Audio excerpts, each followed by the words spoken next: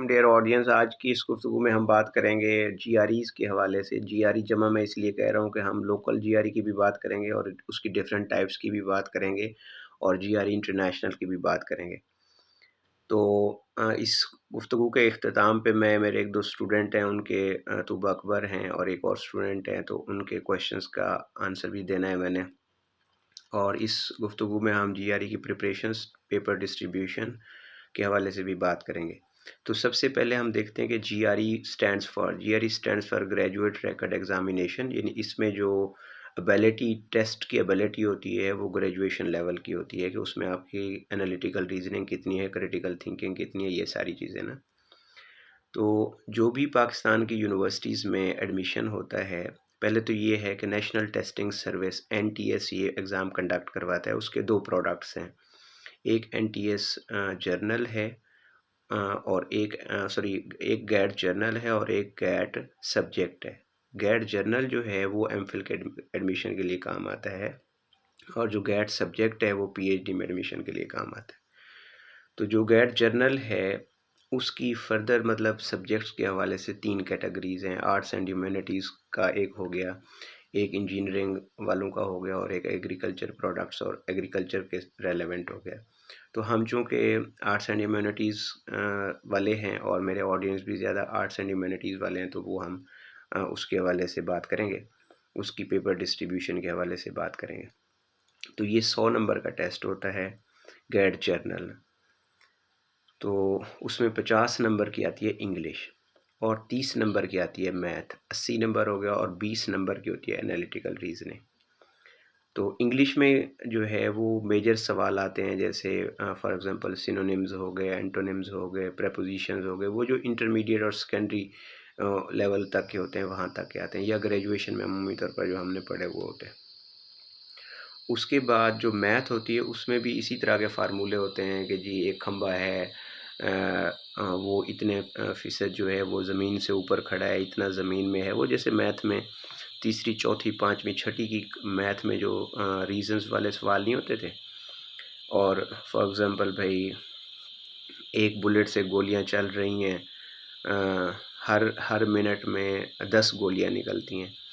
उसके बाद जो है ना 3 मिनट बाद जो है वो चलनी तो 10 निकलनी चाहिए थी, लेकिन वो कुछ देर के लिए रुक गई। आगे मतलब 10 सेकंड तक के लिए 2-2, 3-3 इस तरह दे देते हैं कि जी सेकंड नंबर 7 और मिनट नंबर 7 में उसने गोलियां निकाली 7, और मिनट नंबर 3 में उसने निकाली 9 गोलियां। तो टोटल कितनी गोलियां निकली? वो तो वो बंदा ऐसे हाथ पे भी काउंट कर लेता है कि 80 गोली वो निकल गई जो एक एक सेकंड के हवाले से, और दूसरे में एक मैंने 7 निकाली और दूसरे में आखिरी में अगर 3 निकाली हैं तो वो कितने हो गए। तो नीचे ऑप्शन भी दिए खड़े हो तो वो बंदा वहीं पे कैलकुलेट कर लेता है, इतना कोई बड़ा मुश्किल नहीं होता। तो उसके बाद ये जो एक्स और वाई वाले, मतलब वो इतनी बेसिक मैथ होती है, अगर आप छठी, सातवीं, आठवीं की मैथ रिवाइज कर लें, तीसरी और चौथी की भी ना, उन इनिशियल स्टेजेस की जो शुरू में दी हुई होती है ना, तो उसमें से जीआरई का हमारा मैथ का पोर्शन भी हो जाता है। उसके बाद जो एनालिटिकल रीजनिंग होती है वो बेसिकली पीयर्स बनाते हैं कि नीला गोरे के साथ नहीं बैठ सकता, गोरा पीले के साथ नहीं बैठ सकता। अगर अब फलां बंदा जो है वो आज छुट्टी पर है तो वो आज वो किसके साथ बैठेगा, उसमें बेसिकली टाइप्स आपने क्रिएट करनी होती है, ये इन्हीं के ग्राउंड्स क्रिएट करना, तो ये इसके साथ नहीं बैठ सकता, ये इसने तो फिर जो पॉसिबल पेयर ऑप्शंस होते हैं वो आपने डेवलप करके टिक करना होता है। तो ये 100 नंबर का होगा। उसके बाद होता है जीआरई सब्जेक्ट।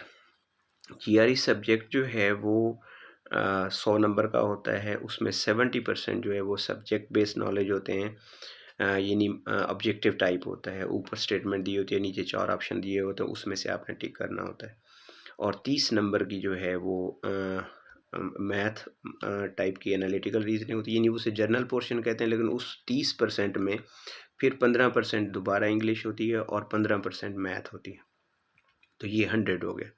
अब हमारे स्टूडेंट्स जो हैं वो ये बेसिकली एवेलुएशन का एग्ज़ाम होता है, तो जिन्होंने पंजाब पब्लिक सर्विस कमीशन का एग्ज़ाम देना हो तो वो अमूमी तौर पर ये वाला जीआरई सब्जेक्ट देते रहते हैं, इससे उनकी एवेलुएशन हो जाती है।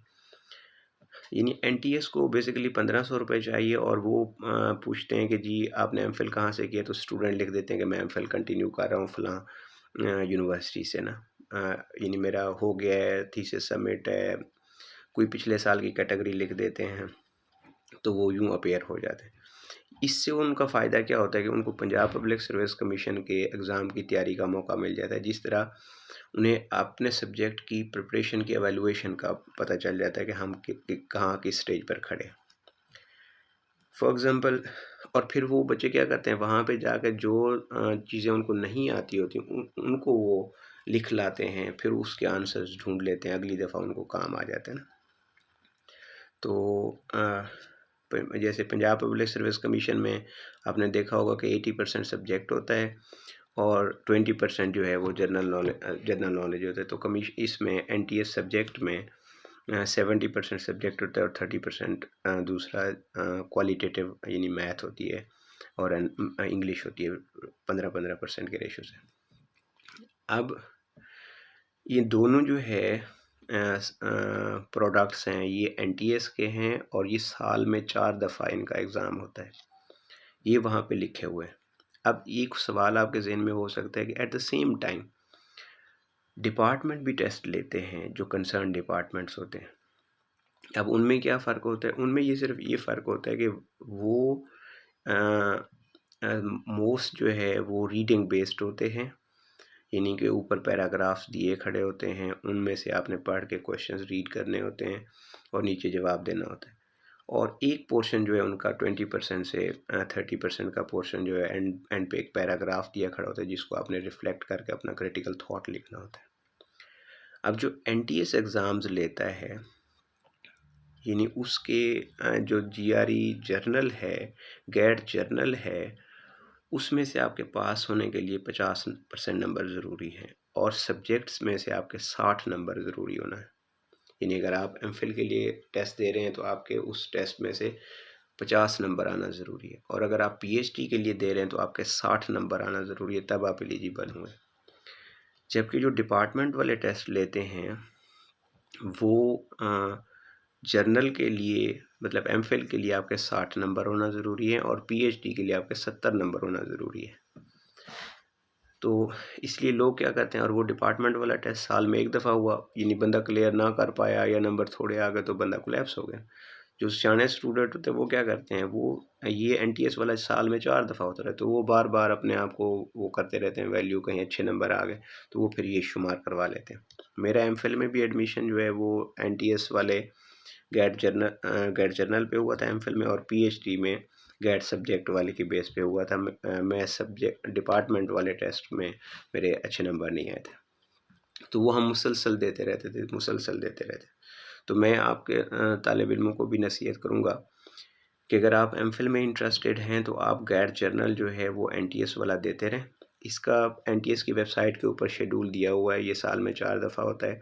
आप वहाँ पे गैट जर्नल को क्लिक करेंगे तो पूरी तफसील दी होगी कि ये कब होगा, एडवर्टीज़ कब होगा, इसके एप्लीकेशन फॉर्म सबमिशन डेट कब होगी, रोल नंबर स्लिप्स कब आएंगे और टेस्ट कब होगा, वो बाकायदा पूरा शेड्यूल दिया खड़ा और उसमें डिस्ट्रीब्यूशन भी दी खड़ी।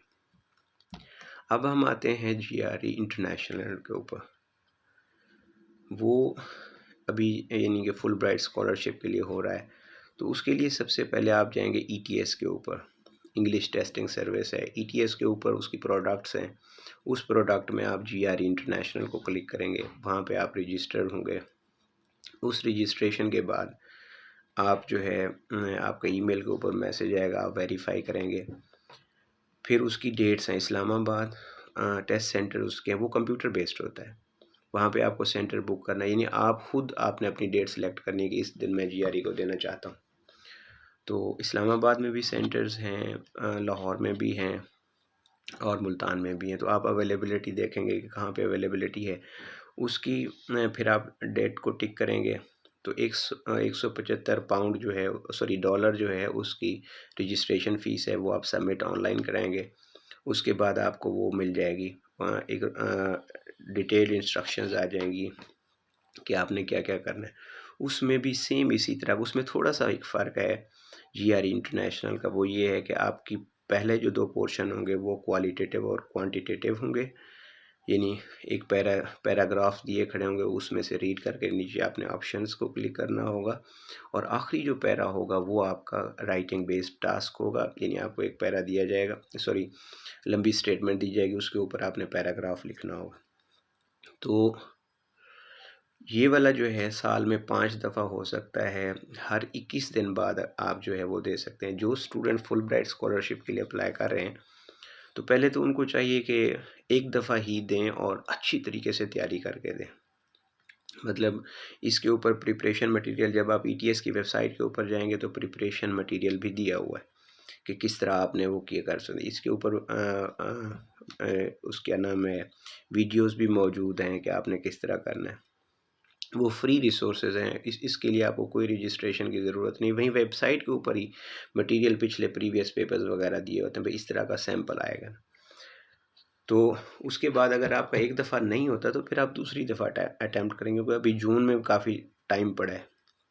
अभी अगर आप अप्रैल वाले में रजिस्टर हो जाते हैं और 5 तकरीबन वर्किंग डेज़ में उसका रिज़ल्ट आता होता है, अगर अप्रैल वाले में आपका पास नहीं होता या अच्छे नंबर नहीं आते, तो आप मई वाले में अप्लाई करके वो टेस्ट ले सकते हैं, यानी 21 दिन बाद आप दोबारा इसमें अपीयर हो सकते हैं। तो उसके बाद जो है ना, ये आपका ये हो गया। फ़र्क मैंने आपको बता दिया कि जो GRE इंटरनेशनल होगा उसमें 2 पोर्शन जो है वो क्वालिटेटिव और क्वांटिटेटिव के होंगे। कंप्यूटर बेस्ड टेस्ट होगा। उसके बाद इस्लामाबाद, लाहौर, मुल्तान के सेंटर्स पर होगा। 175 $US इसकी फ़ी है। ऑनलाइन फ़ी आपने सबमिट करनी है। अच्छा, अब इसमें से जो कुछ चीज़ें ऐसी हैं जो हमारी लोकल GRE में भी काम आती हैं और इंटरनेशनल में भी काम आती हैं।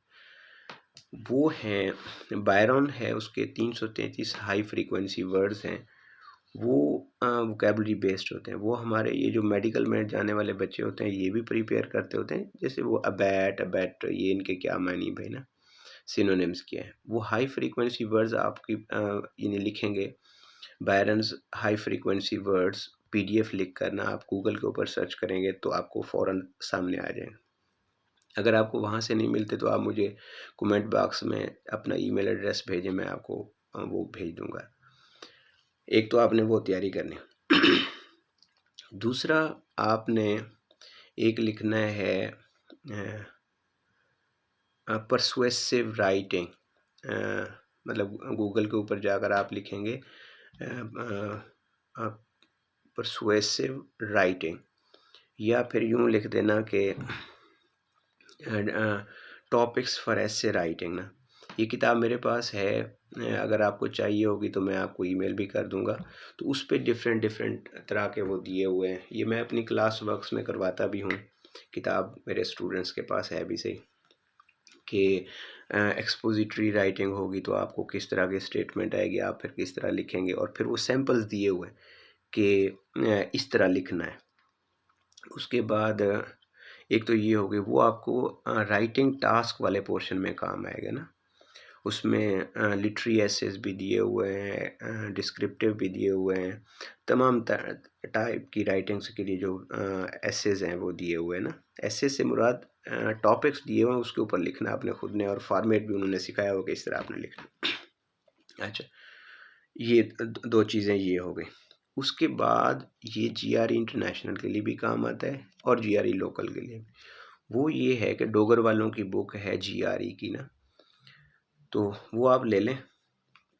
उसमें 2-3 बुक्स हैं और वो ओल्ड बुक सेंटर से मिल जाती हैं, 100, 150, 200 रुपये की आ जाती है। एक है बहुत बड़ी बुक है, उसे GRE बिग बुक कहते हैं, एक वो आप ले लें, बहुत बहुत बड़ी किताब है। और एक डोगर वालों की ले लें। उसमें से चूँकि आप पुरानी किताब लेंगे तो उसके ऊपर आप हल करते जाएँ ना, हल करते जाएँ, देखते जाएँ भाई ये मैथ, उसमें डिवीजन वाइज दिए हुए, इंग्लिश का भी पोर्शन दिया हुआ है, मैथ का भी दिया हुआ है और क्वालिटेटिव का भी दिया हुआ है। तो वो आपके MPhil के GRE के काम आएंगे। सिमिलरली वही आपकी किताबें डोगर वाली और बिग बुक जो है वो आपके उसमें भी काम आ जाएगी, GRE इंटरनेशनल के लिए भी ना। तो और फिर अगर आपने यहाँ पे दोबारा आप डिपार्टमेंट का टेस्ट देते हैं तो उसमें भी आपके वो काम आ जाएगी। तो अब मैं आपको जो कंक्लूडिंग नसीहत है वो ये है कि आप डोगर वालों की जीआरई की किताब लें, या और भी मैं डोगर का कोई एजेंट थोड़ी हूँ कि मैं आपको कहूँ कि डोगर वाली, लेकिन डोगर वाली किताब अच्छी है। यानी डोगर वालों की जीआरई ओल्ड से ले लें, उसको प्रैक्टिस करें। उसमें से 3 पोर्शन होंगे, इंग्लिश का होगा, क्वालिटेटिव, क्वांटिटेटिव और एनालिटिकल रीजनिंग, उनको सारों को करते जाएं। और जो एसे राइटिंग्स के लिए हैं वो आप मुझे अपने ईमेल एड्रेस जो है ना, वो चूँकि ये सारों को नहीं चाहिए होती, सारे बच्चे इंटरेस्टेड नहीं होते। अगर आप इंतहाई इंटरेस्टेड हैं तो आप अपना ईमेल एड्रेस मुझे कमेंट बॉक्स में सेंड कर दें, मैं आपको वो किताब भेज दूँगा। उसके ऊपर राइटिंग टास्क के एसेस दिए हुए हैं, वो आपके जीआरई इंटरनेशनल के लिए भी काम आएंगे और एमफिल के अगर आप डिपार्टमेंट वाला टेस्ट देते हैं तो उसमें भी काम आएंगे। उसके बाद आप तीसरी चौथी क्लास से लेकर 8वीं क्लास तक की मैथ को रिवाइज कर लें। ये आपका पोर्शन हो गया है। इंग्लिश में आप बायरन्स की हाई फ्रीक्वेंसी वर्ड्स देख लें, और जो फर्स्ट ईयर, सेकेंड ईयर और ग्रेजुएशन लेवल तक के जो ये पेयर ऑफ वर्ड्स हैं, ईडियम्स हैं, प्रेपोजिशंस हैं, ये देख लें। तो ये आपका अच्छी खासी मतलब तैयारी है, हो जाएगी ना। और दूसरा वो ये होता है कि जो तैयारी की हुई होती है उसमें से नहीं आना हुआ होता ना। मतलब हम कहेंगे जी क्या इनमें से आ जाएगा, आपका ये सवाल हो सकता है कि सर अगर हम ये वाली चीज़ें कर लें तो क्या इनमें से आ जाएगा? इनमें से नहीं आने वाला, क्योंकि बहुत सारी चीज़ें ऐसी होती हैं वो आपका मैकेनिज़्म बैकअप चेक कर रहे होते हैं कि आपकी क्रिटिकल, आपकी असेसमेंट कितनी है ना। इन किताबों में से नहीं आना होता, इस तरह के सवाल आते हैं, उससे आपकी प्रैक्टिस हो जाती है। तो ये तो हो गया, मैंने तीनों कर लिए। जीआरई लोकल गैट जर्नल क्या होता है, एनटीएस का गैट सब्जेक्ट क्या होता है, और जीआरई इंटरनेशनल पे आपने किस तरह अप्लाई करना है, और उसकी तैयारी के लिए आपको क्या क्या चीज़ करनी होगी, टेस्ट कब होगा, फीस कितनी होगी, ये मैंने डिस्कस कर लिया।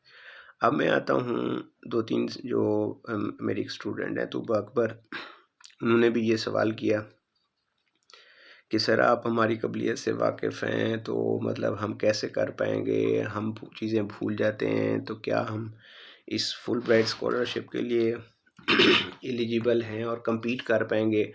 और मेरे एक दो स्टूडेंट ने कहा कि सर हम क्या यूएस के स्टूडेंट्स के माहौल के अकॉर्डिंगली एलिजिबल हैं, इतने काबिल हैं हम कि अपने आप को वहाँ पे मेंटेन कर पाएंगे। तो इन सारे सवालों का जवाब मैं यूँ दूंगा कि एक तो ये है कि जो जीआरई इंटरनेशनल है या लोकल है वो आपके सब्जेक्ट बेस्ड नहीं है। जो मैंने आपको फॉर्मेट बताया है तो इसमें से ये आपके सब्जेक्ट में से कुछ भी नहीं है। ये आपकी एक जनरल एबिलिटी का टेस्ट होता है अबाउट इंग्लिश, मैथ और एनालिटिकल रीजनिंग। अच्छा, दूसरा मैंने आपको जैसे बताया कि 2-3 चांस हैं, इसमें बंदा बार बार देता रहे। तो अगर आपको एक दफ़ा नहीं आता तो दूसरी बार आपको सिस्टम पता चल जाएगा कि क्या चीज़ें आनी होती है, कैसे आनी होती है, तो आप उसमें कॉन्फिडेंट हो जाएंगे। उसके बाद जो स्टैंडर्ड्स हैं तो वो हमारा स्टैंडर्ड भी किसी से कम नहीं है। मतलब नॉलेज जो है वो हमेशा बंदा सीखता रहता है, with the passage of time आता है। तो आप यूके के स्टूडेंट्स के साथ, अमेरिका के स्टूडेंट्स के साथ इजीली असिमिलेट भी हो सकते हैं और इक्वली मतलब आप वो कर भी पाते हैं। अच्छा, मैं इस तरह का कहूँ कि हम बहुत बड़ी कमाल चीज़ हैं। बेसिकली जब बंदा उस माहौल में जाता है तो चीज़ें सीखता है, नई चीज़ें with the passage of time आती हैं। मैं जैसे शायरी की डेफिनेशन हमेशा क्लासरूम में भी ये करता हूँ कि पोइट्री जो है वो ऐसे होनी चाहिए as leaves comes to the trees, यानी नेचुरल होनी चाहिए। तो with the passage of time चीज़ें डेवलप होती रहती हैं। अब मैं आपको अपनी ज़ाती ज़िंदगी का एक वाक़या सुनाता हूँ, थोड़ा सा फ़नी भी है, आपको पता चल जाएगा कि बंदा किस तरह कूपिंग स्ट्रेटजी जो है ना वो किस तरह करता है। मैं पाकिस्तान से आने लगा यहाँ यूके में, तो मुझे किसी ने कहा कि भाई आप जो है ना ट्रैवलिंग के लिए वहाँ पे कार्ड ले लेना, ट्रैवलिंग कार्ड इंतहाई ज़रूरी है, ट्रैवलिंग कार्ड के बगैर आप वहाँ मूव ना करना, जो ही जाना आप ट्रैवलिंग कार्ड ले लेना। तो ट्रैवलिंग कार्ड इंतहाई ज़रूरी है, बस वगैरह के ऊपर आपने ट्रैवलिंग कार्ड यूज़ करना है।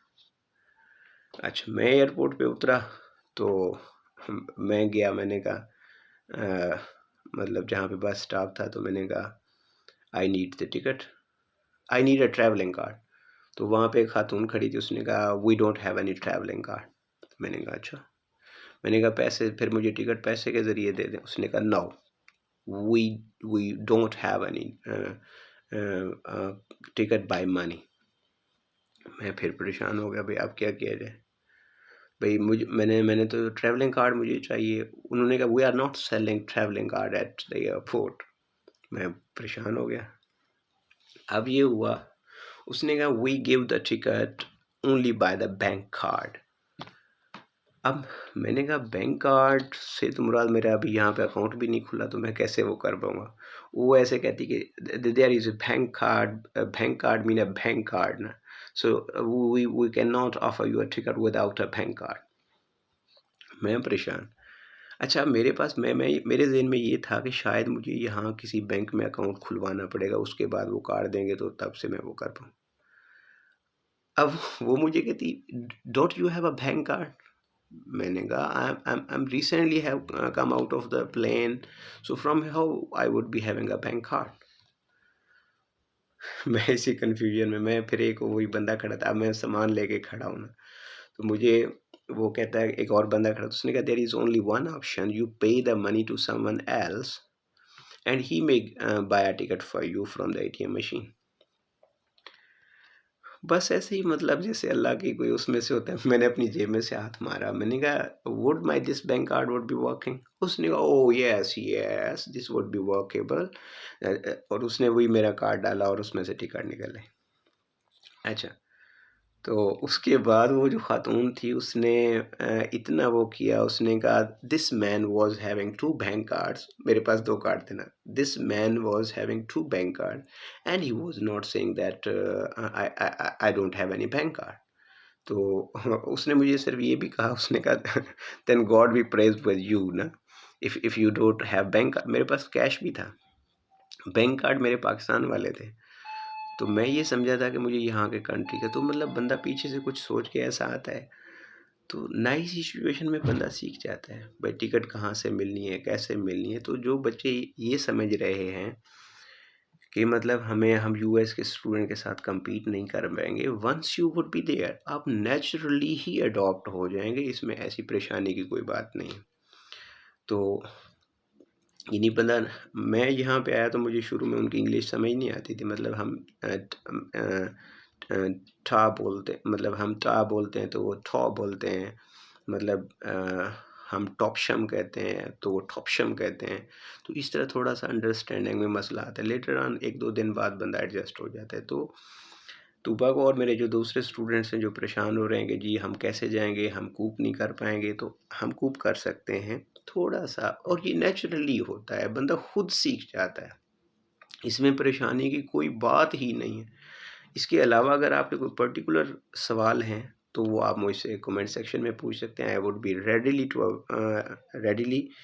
To answer your questions. गुफ्तगू से इजाज़त। अल्लाह हाफिज़।